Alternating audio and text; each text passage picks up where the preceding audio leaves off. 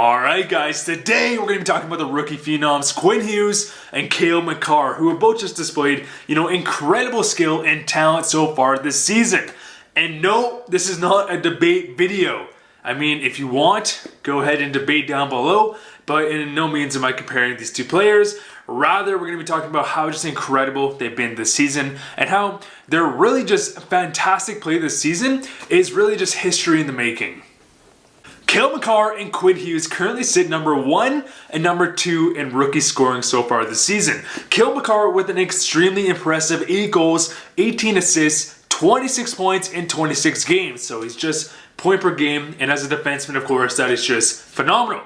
And Quinn Hughes, as of recently, has been quietly bringing himself back within the call of the conversation with 2 goals, 21 assists, 23 points in 27 games. So Cale Makar leads in overall scoring and Quinn Hughes is first in rookie assists.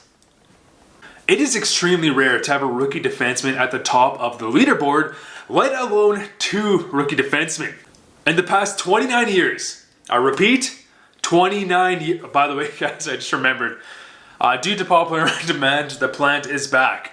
But I repeat, 29 years, there's been 4 defensemen who have won the Calder Trophy in the past nearly 30 years. That is just crazy. And those defensemen being Brian Berard, Bear Jackman, Tyler Myers in 2009-2010, and as of recently, Aaron Ekblad.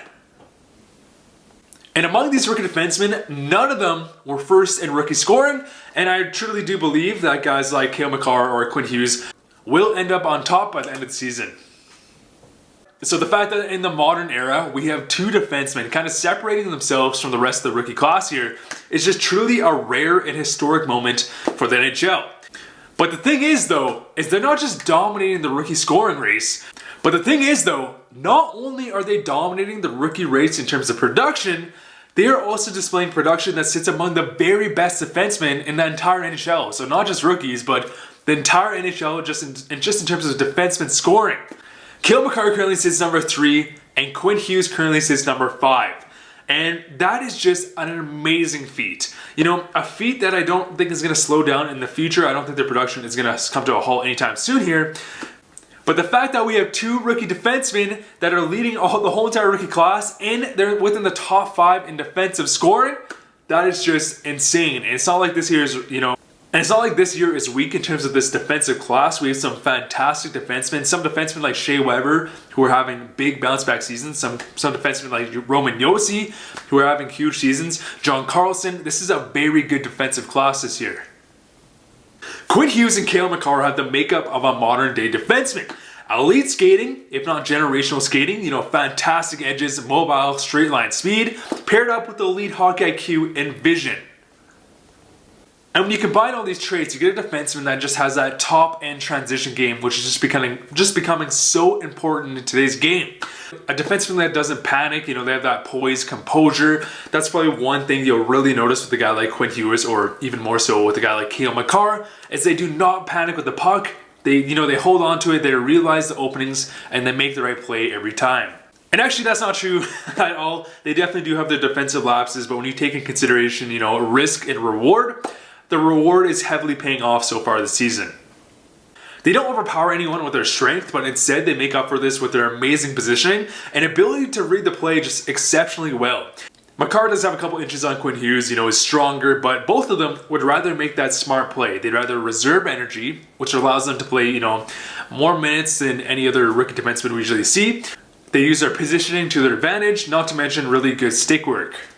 But the dominance of Makar and Hughes, means so much more than what it seems. It shows the transition we are seeing in this current game into the modern era.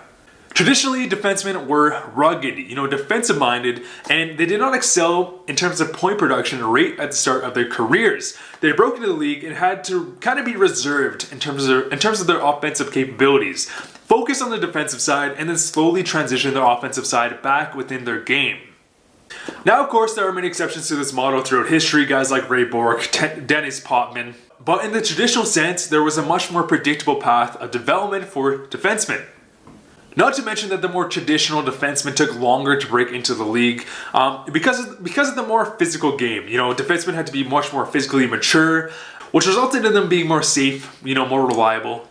However, we are in the modern day. Physical brute players are still here, but they're nowhere near as common.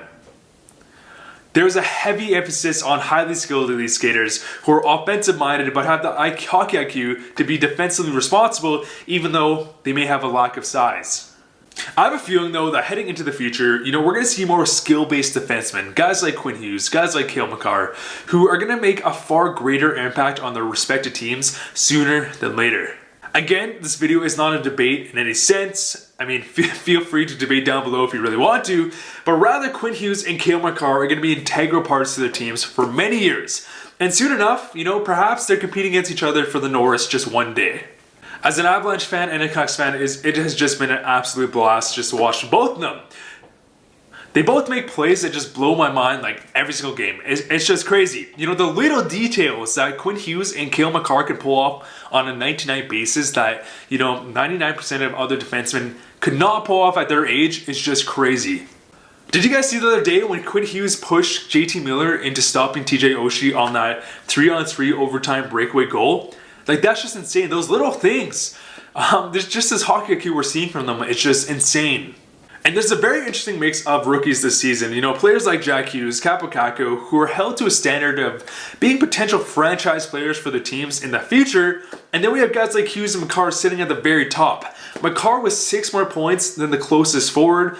And with Cale Makar playing with guys like McKinnon, Rantanen, and eventually Landeskog, expect, offensive consistency here. Don't expect this production to really slow down. Expect, Cale Makar to have 70 plus points, Quinn Hughes 50, 60 points. And now imagine for the Colorado Avalanche, you also have a guy like Bowen Byram priming up in the WHL right now. Imagine if he develops into that top tier defenseman. The Avalanche are just going to be absolutely insane. And then of course we have Hughes with guys like, Pettersson, Besser, Miller, Horvat. I still feel like the Vancouver Canucks are still missing that, elite right-handed defenseman. So I guess I'll see there. So we're way more safe to say that the Avalanche will have a better defensive core heading into the future. But expect Cale Makar and Quinn Hughes to remain on the top and just to keep impressing. Cale Makar just won the Rookie of the Month for November. He's a clear-cut Calder winner if it was announced today. But don't sleep on Quinn Hughes. Do not sleep on Quinn Hughes. But anyways, guys, what do you guys think about Cale Makar and Quinn Hughes? Or how impressed are you with the both of them this season? They are just... They're just crazy offensive-minded defensemen. It's something we haven't seen in decades. It's just insane. And before I end off this video, guys, I just moved into a new home. Sorry about the video production here. I have not been making nearly as many videos as I have recently. It's because I just moved to a new place. You may just notice I am in a new set. It's not set up yet. A lot of you guys are requesting the plant to be back, so it is back. And right beside it, there's actually another plant. Maybe I should show you guys. I feel like you guys might like this one. How do you like that? Can you see it? Yeah, but anyways, guys, I really want to start shifting up my content here. And I've been kind of saying this a lot, but recently I really do feel like it. I tend to have a heavy emphasis on Vancouver, and it makes sense. I'm from Vancouver. I'm a Vancouver Canucks fan first, but I want to cover more teams than just the Canucks. And I have a feeling this may hurt my growth for a little bit, just because, majority of my fan base is Vancouver fans. But over time, I do want to transition into every team. Now, it's going to be kind of hard for me because I'm not like, THD, the hockey guy, who has the ability, and by the way, guys, if you guys want to go watch premier hockey content, if you don't know him already, the hockey guy is the best on YouTube, hands down. But he has the ability to watch so much hockey, watch like every game, and then have a really good opinion, really knowledgeable on every team. I'm not quite there yet, just because just my inability to watch games, because I work full time. I'm actually going back to university this upcoming semester. I'm going to be doing work and YouTube all at the same time. I'm going to be trying to balance all three. I have a good feeling I'm going to be able to do it though. I guess we'll see. But just so you guys know, I want to kind of release more of these videos where the general public might like them, as well as Canucks fans. And we're going to start to slowly kind of transition into an overall channel here.